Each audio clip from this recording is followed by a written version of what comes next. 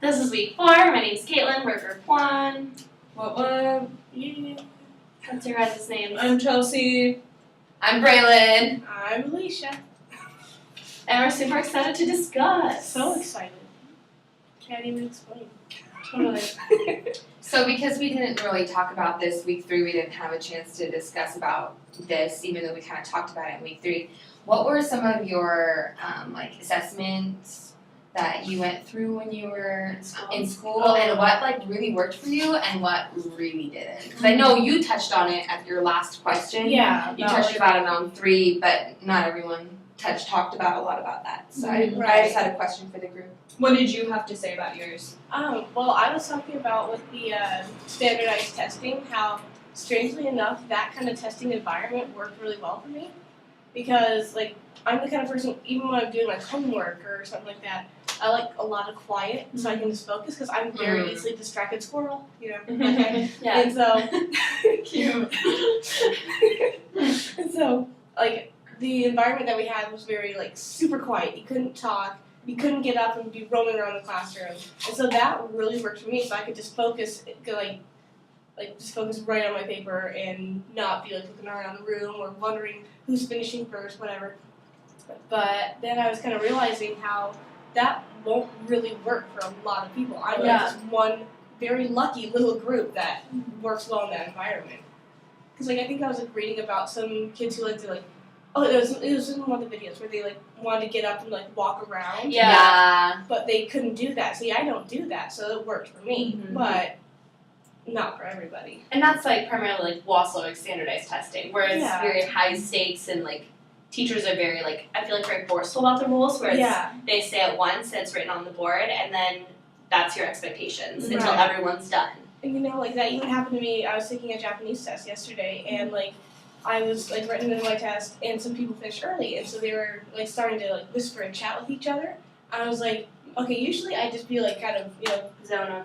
yeah, or I'd start listening to what they had to say, and then get all off track and everything. But this time I was no, I'm gonna kind of put my foot down. I was so I whispered over. It's hey guys, could you please keep it down? I'm trying to finish my test. Good for you.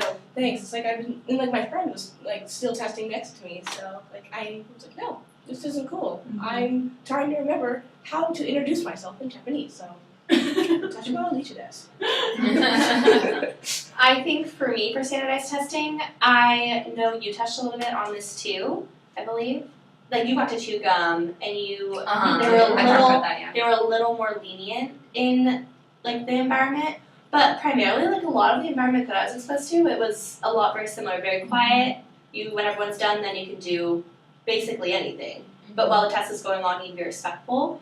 But it definitely makes you think about, for a lot of students, that's not a good environment for them. I love working with music. That really helps me stay motivated and really helps me stay on track. But for my roommates, that doesn't work for them. Yeah. So if I'm listening to music at the kitchen table, working on homework, I'll turn it off because I know that bothers them. And they sometimes earbuds or something like that, right? And I just work better that way, and it helps me stay on task, and I can do a lot more. But I was never given that option for a standardized test. Yeah. I was kind of wondering. Sorry. No, I was just saying yes. I was kind of wondering, I was always raised, in school, I was always taught that was how you take tests. You always just have to have it super quiet. So I wonder how my testing strategy and environment would have been had I been allowed from an early age to have more, have music or have food during a test. More choices. Or how different would have been if you ever took a test in another country. Yeah, exactly. Or, I'm interested to know what testing is like in other countries, because if our students are coming here and they're expected to take the same test here, that's not the environment that they're used to. Right. And so that's just not going to help them succeed. And that's what you want the most, is to create an environment where your student can succeed. And so that would just be going against everything, which blows my mind. Yeah. But it's very interesting.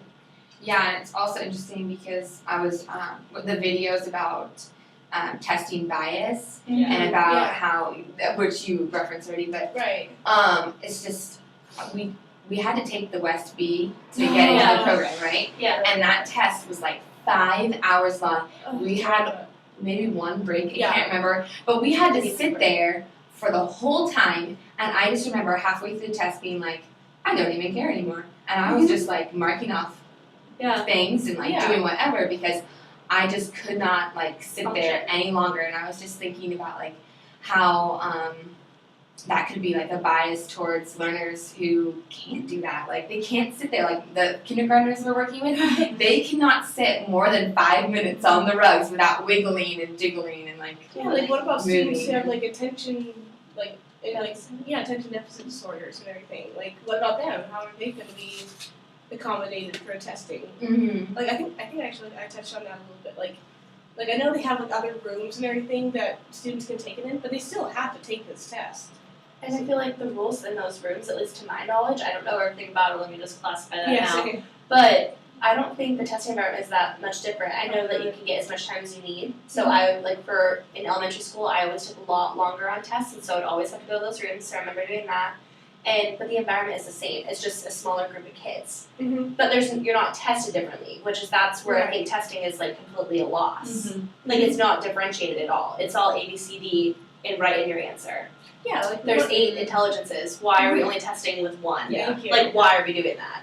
Seriously. Like I get like mathematically to be able to figure out where our students are at in comparison to others, etc. Why they want to calculate all those scores. I get the need for it to some degree, but the fact that we're expecting all of our students to test the same way, it's not right. Yeah, that reminds me like when I was in the math 380 series.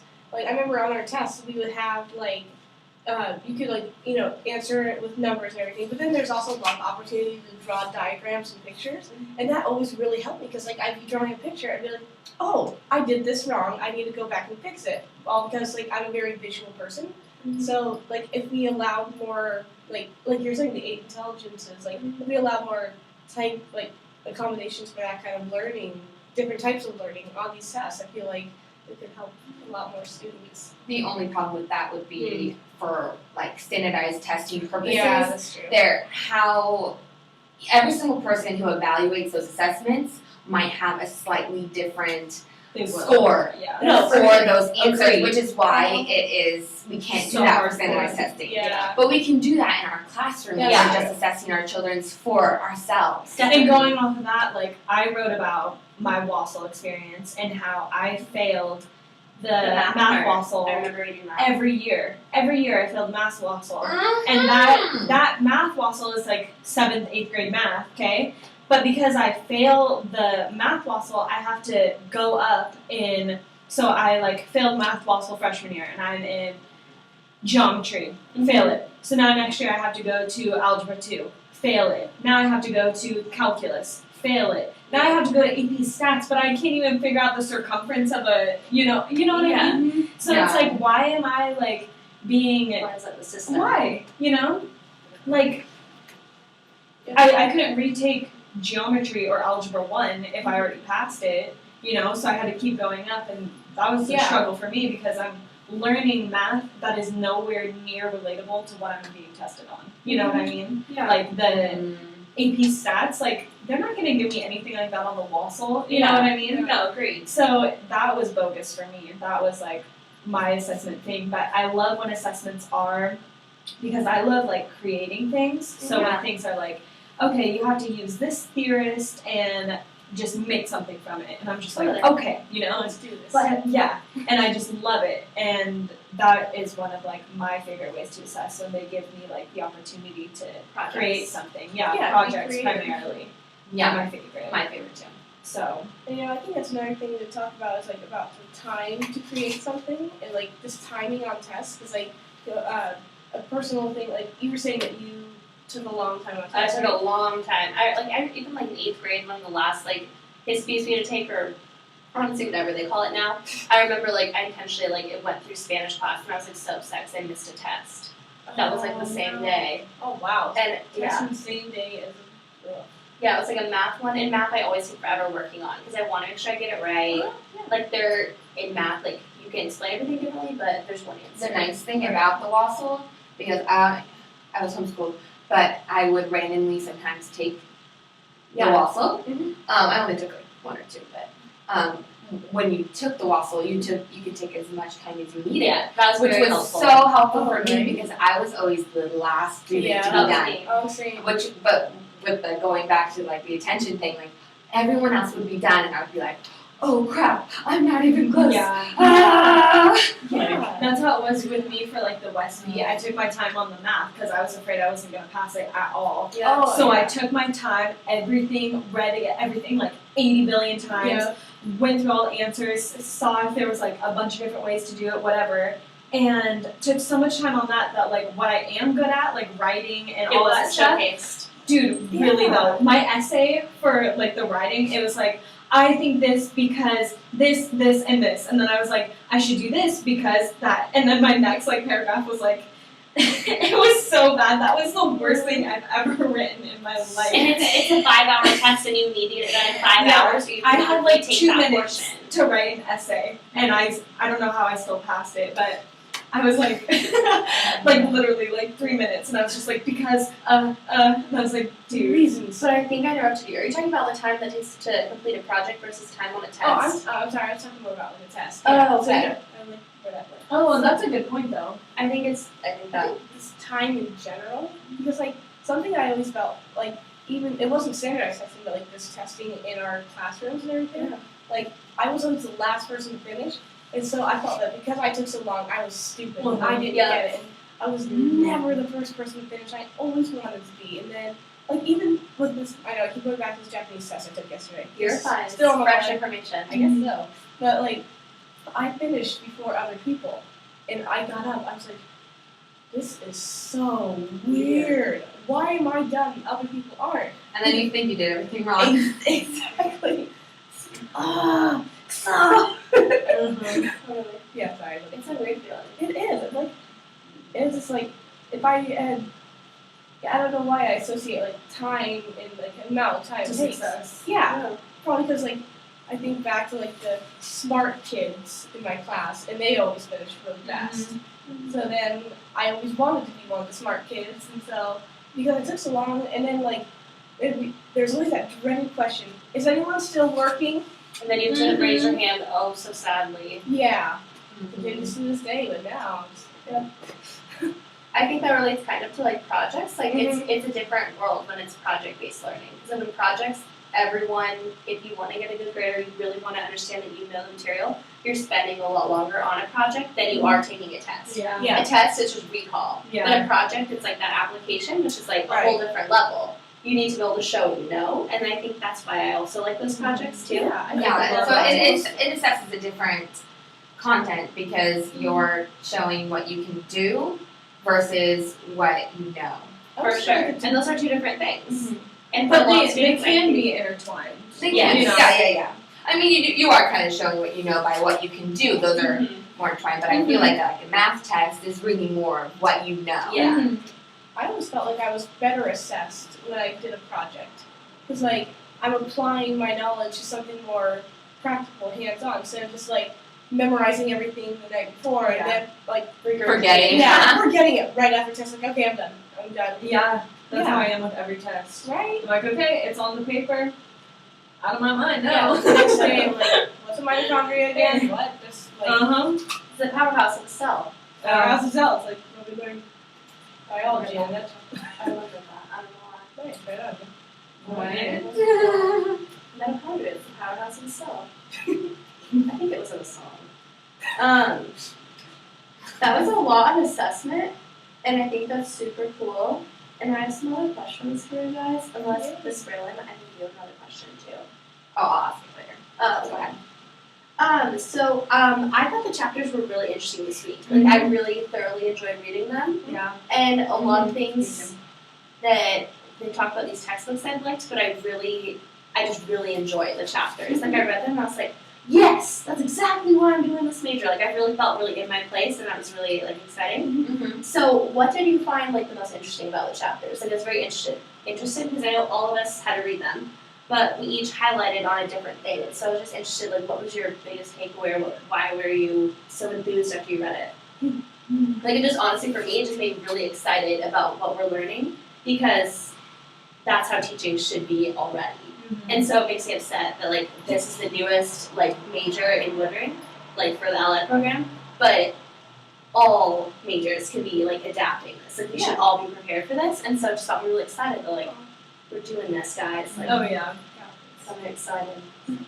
And I just thought the studies were really interesting. Yeah, It put everything into place. one thing that really stood out to me, I think it was like one thing that we may have all had to write on. I'm trying to remember, but is like when they were.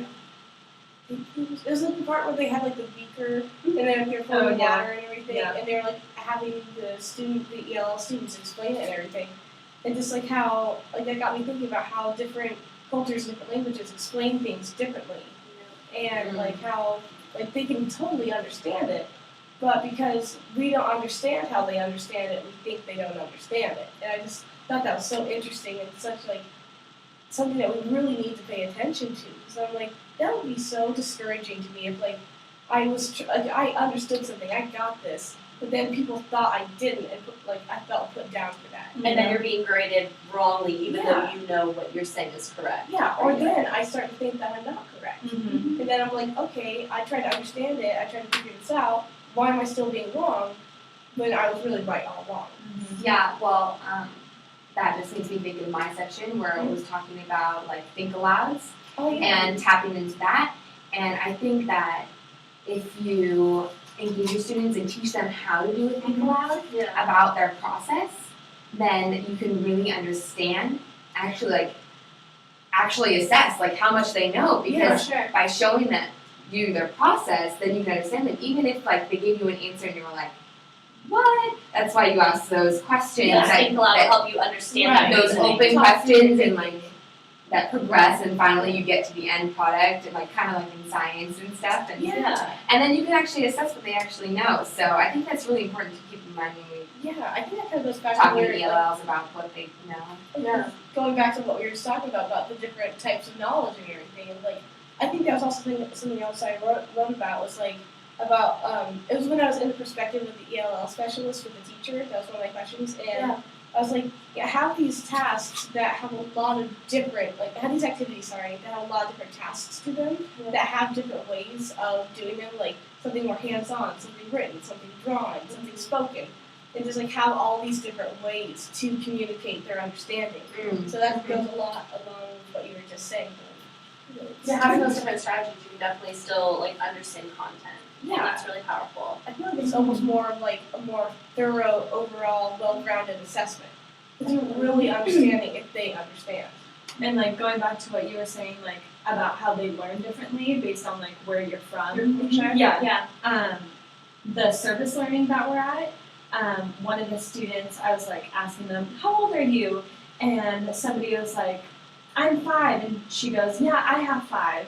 And I was like, you have 5 what? And she's like, I'm 5 years old. And that makes sense. Like in Spanish, you say, how many years do you have? Oh, you know? Exactly. How many years do you have? And so she said, I have 5. And I could understand that because I know a little bit, but you know, if I didn't, I'd be like, you have 5 what? Cats, brothers? You know what I mean? That definitely could be If you didn't have misconstrued. that background knowledge, then And then also with like how we were just talking about the different modes and everything, blah blah blah, made me think of my lesson because I was like talking to my roommate about it. I was like, yeah, so first they're gonna do this, then they're gonna do this, then they're gonna do that. And she's like, that sounds like really good. She's like really into like sciences and stuff. So she's like, that sounds really good because, you know, first they're just like listening and they like have this one mode. She's like, and then they're like building and then they're like sharing and then, you know, just like all these different components to like tie it all together, you know? So it's not just like sit and listen to me, and it's not just like you're gonna build the whole time. It's like incorporating it all to see how it all fits into one thing. And then you're going to be incorporating speaking, listening. Exactly. You're going to be like everything. Mm-hmm. I'm sure there are probably some writing components. Too, Yeah. Even in kindergarten. Yeah, exactly. So like you're incorporating all of those too, which is powerful for any student because then you're working on all of them. Mm-hmm. Those are just other things I thought. I like your example. It's a cool way to like think about it in a real life situation. Yeah, because I knew what she was trying to say, but I was just trying to get it out of her, like, so how old are you? You know, instead of. That's how a many very years do you interesting experience. Mhm. I love that. Yeah, it was cool.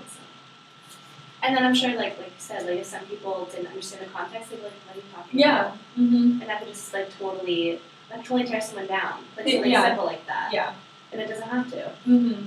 And luckily she's in kindergarten, so she has other other Spanish-speaking friends too, so she Okay. probably feels more comfortable. But I think it's also if you were the only person, could be more uncomfortable. I think it's also like something I was impressed by was how you handled like asking her, like instead of saying like how you just put like, what are you talking about?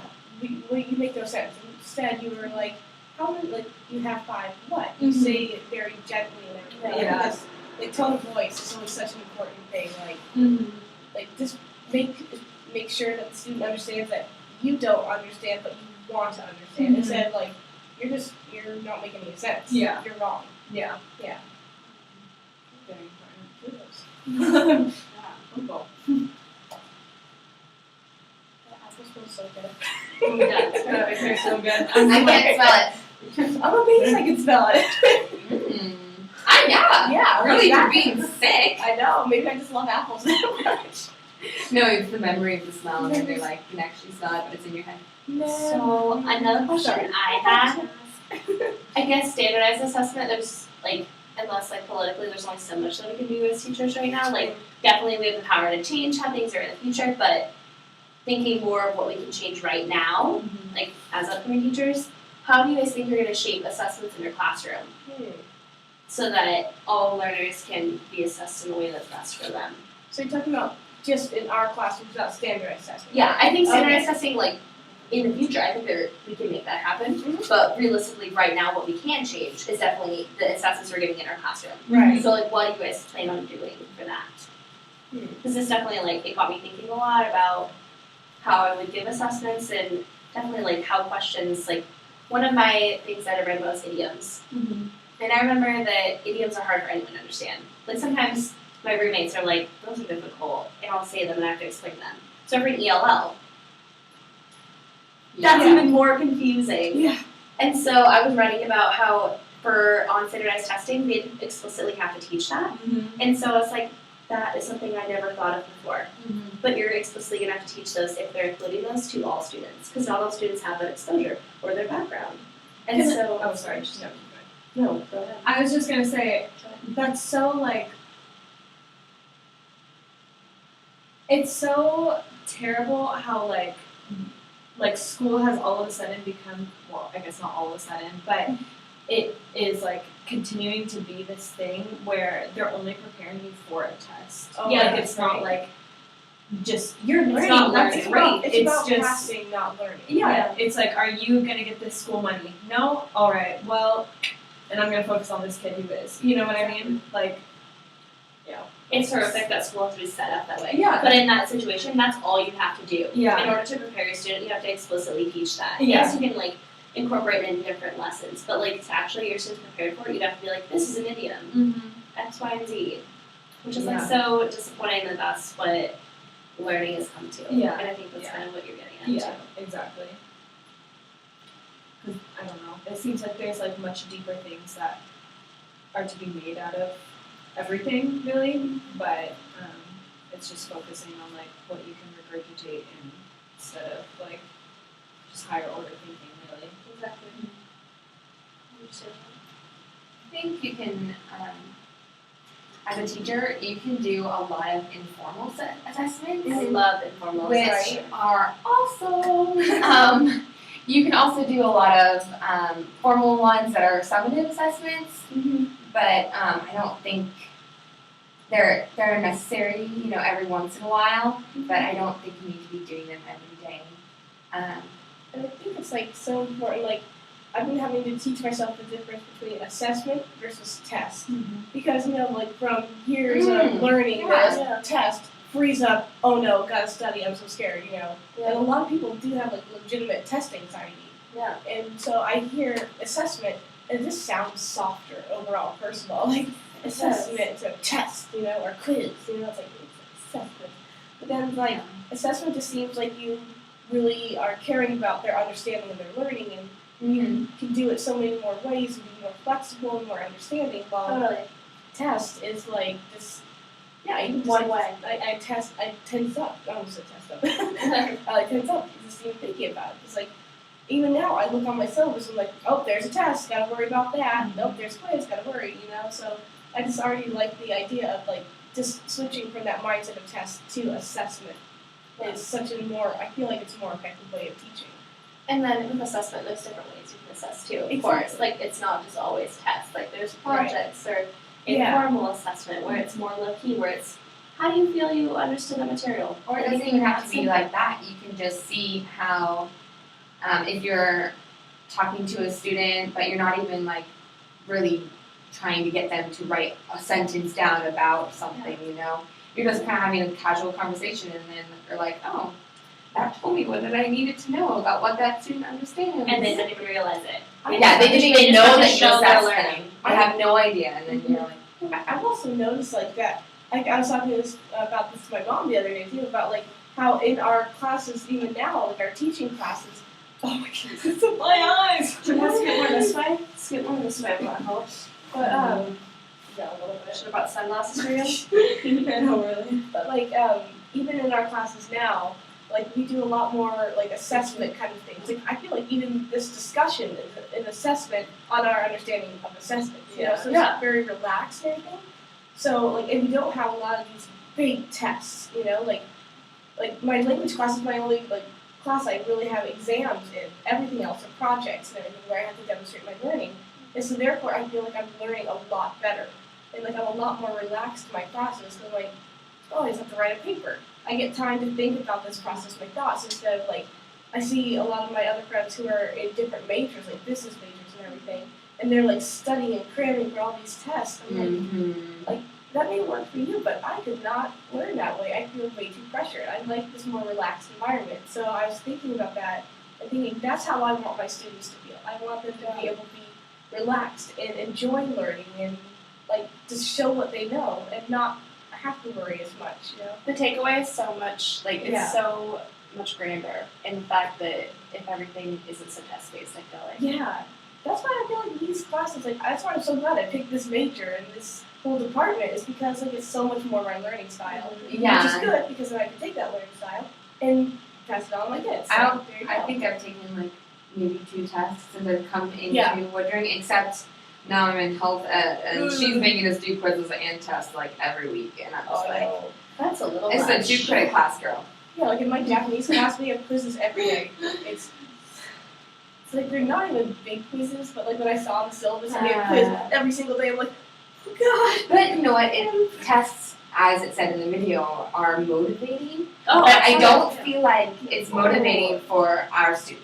Because It's not positive motivation. it's not but it's also I just don't positive think it's motivation. appropriate motivation for elementary schoolers. Yeah. I think like maybe in high school it's a little bit more appropriate, Yeah. and maybe even a little bit in middle school, but in elementary school, like, I don't know. It's I'm sorry. I don't know. No, I completely understand. Do you understand? And some practicums that I've been to, I've like seen some of the tests, and it's like some that are very low key. But like when it comes down to it, it's still a test. Yeah. And there's other ways you can assess a student. And so sometimes, I guess from the outsider's perspective, because like I'm not teaching the class, I'm not the teacher, right? Right. Just like as a whole, I just feel like assessment is just not widely enough used. Mm-hmm. And I think that we could use it a lot more. I think a lot about like I've been thinking a lot about like test anxiety and everything, and like how even one of my friends has to like go into a separate room now when she takes tests, and she has to have a lot more relaxed environment, a lot more time, because she has very high anxiety. And so I kind of was thinking about like how earlier I was talking about how tests I tense up and I get worried about tests. And I was trying to think, okay, when did that start? When did tests become such a terrifying thing? Elementary school. Elementary school. So like I totally agree with what we were saying about like testing not being the best thing for elementary. So I was thinking like if there's a way that we could teach early on, like that testing shouldn't be an anxiety inducer, like that if we could teach students this early on, maybe we wouldn't have so much anxiety in like when they're in high school and college, like I've just been noticing it a lot more and more. People having a lot more anxiety these days. I'm like there's some way that we can prevent it. Yeah, one little thing that we can do to help prevent people from having these horrible anxieties.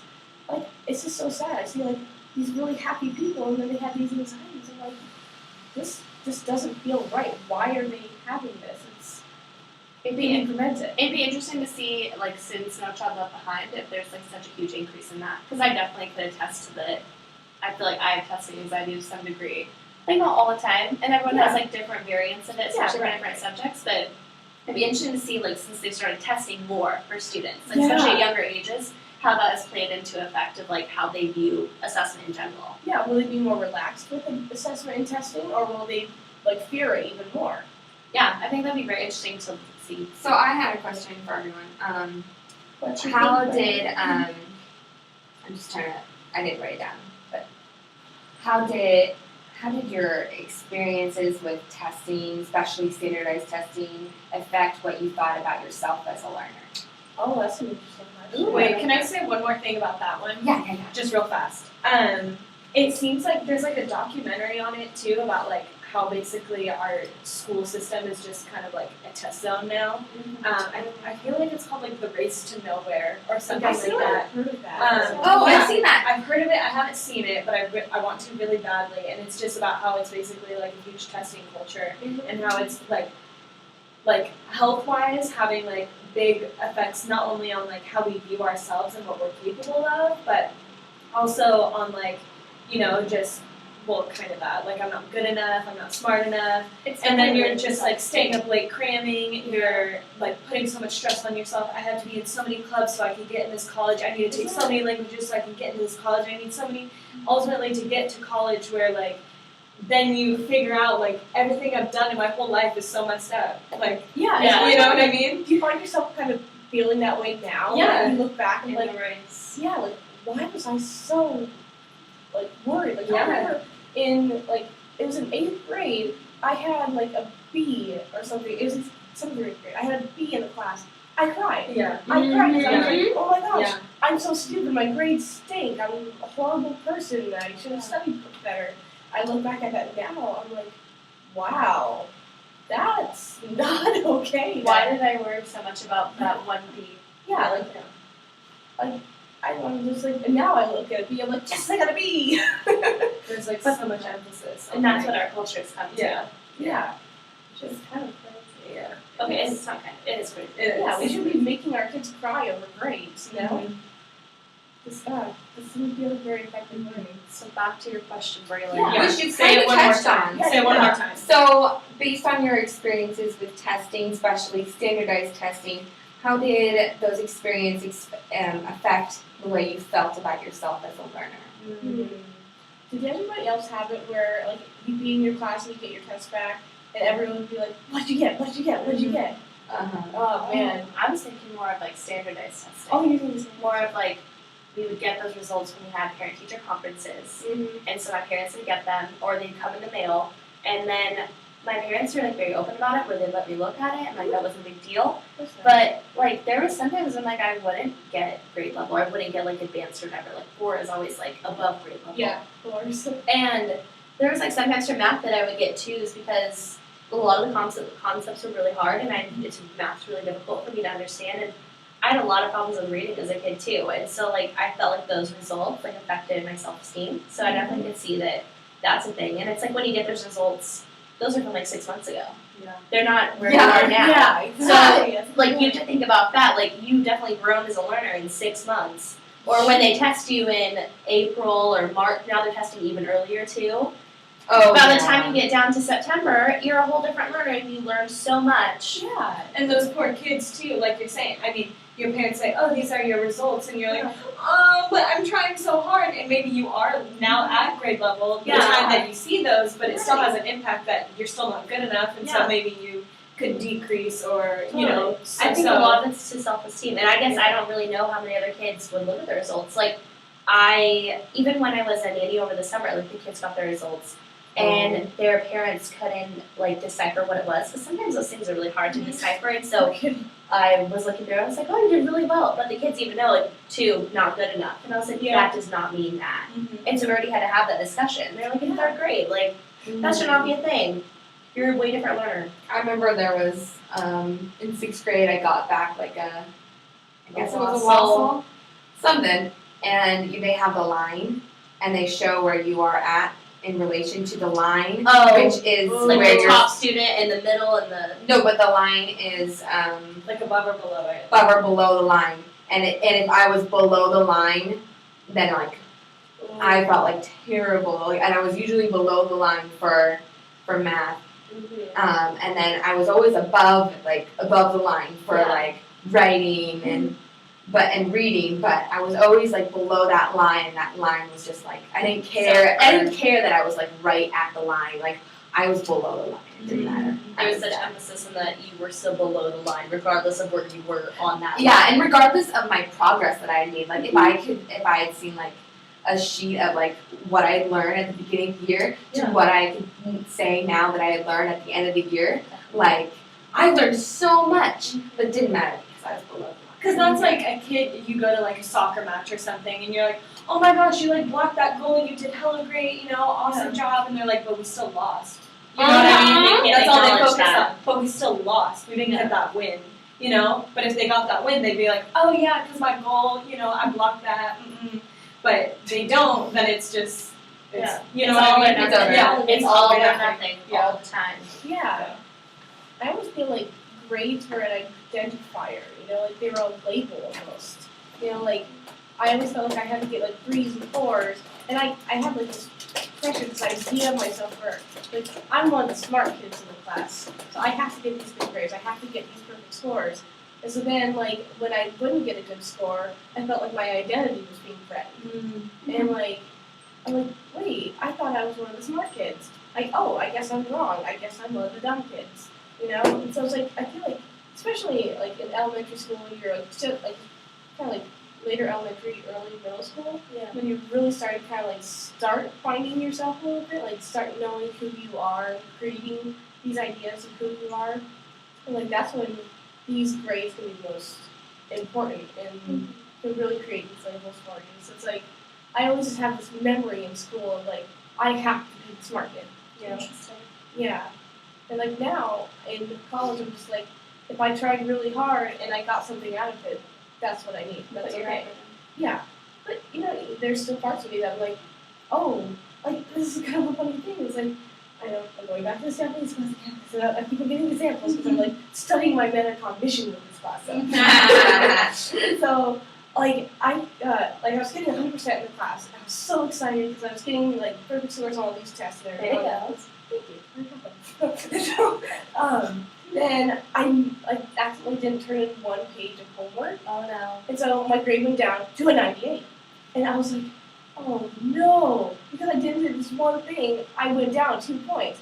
I literally had a dream about it the next night that my grade kept going down because I kept forgetting things. Oh my goodness. Yeah, and so then I remember I was in my dream. I was like, no, Allie, wake up.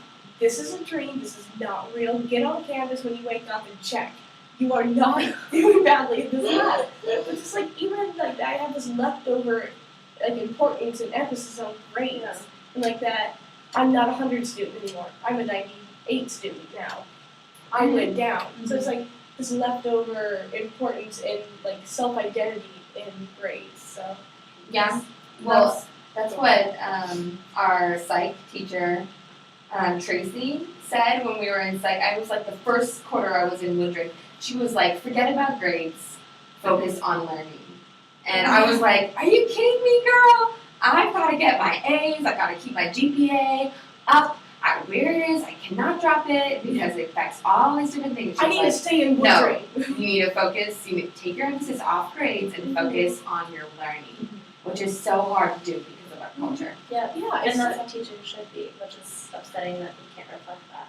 But I like that they're teaching that to us now so that we can pass it on. Agreed. It's like we had to suffer through it to understand why kids shouldn't have to suffer through it. It's like, because that's been like such a turnaround. Like, wait, I'm actually supposed to be learning. I'm not just supposed to freak out over a 98. It's like crazy. Yeah, and like what you were talking about too, like your experience. I remember in 2nd grade. I mean, still to this day, 2nd grade. Well, all throughout elementary years, I was always in like the advanced reading group. So, and you know how kids always just kind of know, like I'm in the lower group. You just know, no matter if they call you the turtles or the whatever. Like, you know. You know. The turtles. Turtles are slow. Turtles are slow. Cheetahs are fast. Anyways. I'm on to your lies, Miss Frizzle. But I was in the advanced group, and I had the hardest time like reading silently. I couldn't comprehend anything that I read, and so I would cheat. I'll say it. I would cheat off of my neighbors and like copy their answers because I couldn't answer like the end of the chapter questions because I couldn't retain any of it, and so that made me feel like, okay, like I'm in this smart class, but like, am I really that smart? You know, Why can't everyone else do this? Yeah, I everybody else can't. can read silently and get it, but like I don't know what I just read, but I read it all. Yeah, You know? that was Like I kind of have to read it aloud. I can't retain what I read aloud. Yeah, weird. I can And I only can't have people I read can to only me. attain what I silently read. Huh. And so when I read to me aloud, I'm just like Yes. I just recited that, but I have no idea what that all meant. Wow. Exactly, yeah. It's taken me a lot of practice all throughout college. I'm like trying to read silently, and it's gotten better. Like increasingly more, I can retain more. But even like freshman year, whenever I'd have to read like stuff, sit in my room, textbook, just da da da da da out loud to myself, or just reading my textbook. That's just what I had to do. So So we're good with time. Yes, we're perfect with time. That's a great conversation. Little fun Nice. fact, After actually, the like best. this, I read about this online somewhere that like back in like the 1500s, like the Middle Ages and everything, when like printing was supposed to just be like being made, like it was actually the norm to read aloud.